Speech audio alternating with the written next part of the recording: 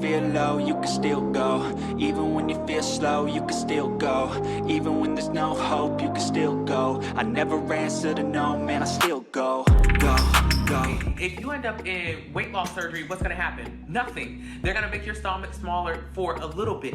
For a little while, you won't be able to eat as much as you used to eat, which will result in rapid weight loss. Rapid muscle loss. Okay, I'm not even gonna talk about aesthetically how that's not what you want. I'm not even talk about how that's gonna slow down your metabolism. I'm not gonna talk about how that's gonna screw you up for the future. I'm not gonna talk about that, right? Because whatever, it is what it is. You will technically lose weight. But if you're like 95% of people who get weight loss surgery or 95% of people who lose weight in general, you're gonna gain the weight back. Because weight loss surgery is not gonna solve your issue. You have to solve your issue. You eat too much. That's how you ended up at weight loss surgery. So you have to learn how to eat less. You're overweight because you overeat. This is just a fact. I had no way of budgeting. I was an overeater and I was an overspender. Golly. So it wasn't until I got a sample meal plan that I learned how to budget my food, which translated into how much I could budget my money. My body at 225 reflected a person with a ton of time and a ton of money. You don't let a bad day push you back into those old habits. Sometimes when we're feeling bad, we start to eat more.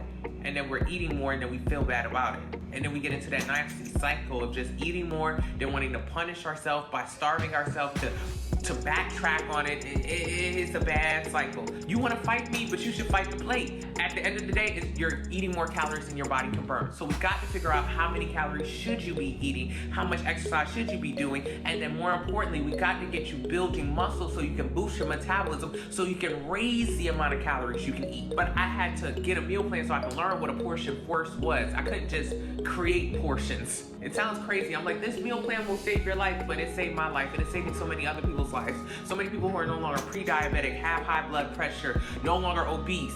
But saving money, I love that aspect because I didn't realize that I was spending so much on food.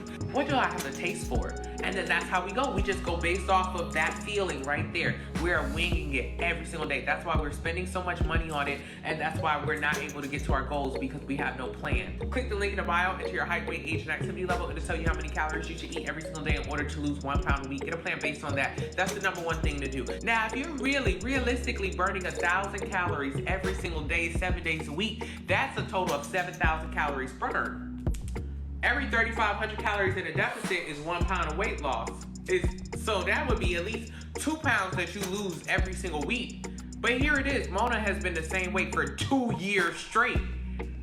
By those calculations, 2 pounds a week, 54 weeks, 2 years straight, Mona would have lost over 100 pounds if Apple was telling the truth. That watch do not know how many calories you burn.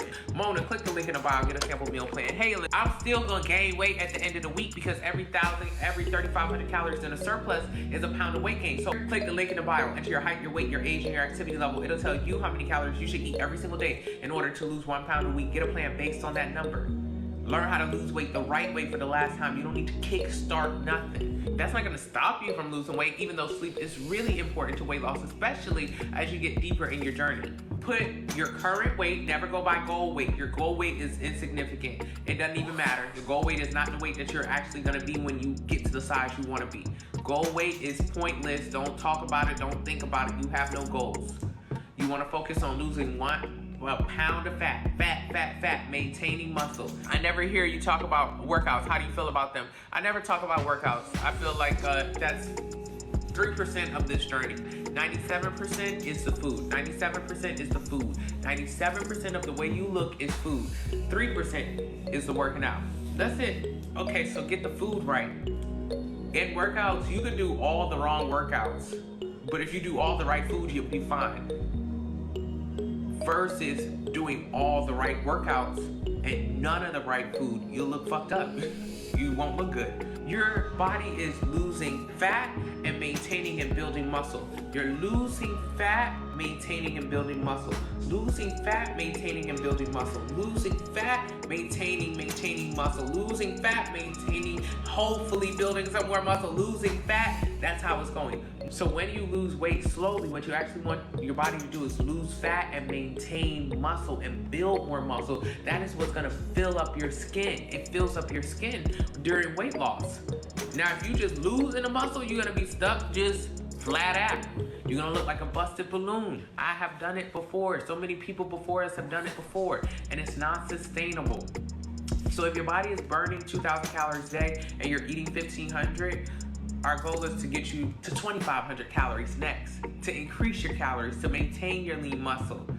Most people, when they're on those super extreme diets, they go from not giving their body any food to, okay, binge mode. I need to eat everything back. That's why you gain weight, because it's not sustainable. You want to eat close to your maintenance so you don't go into truly binge mode. Got to get the sample meal plan. Do not put these kids on a sample meal plan. It's your fault they big. Put yourself on a meal plan.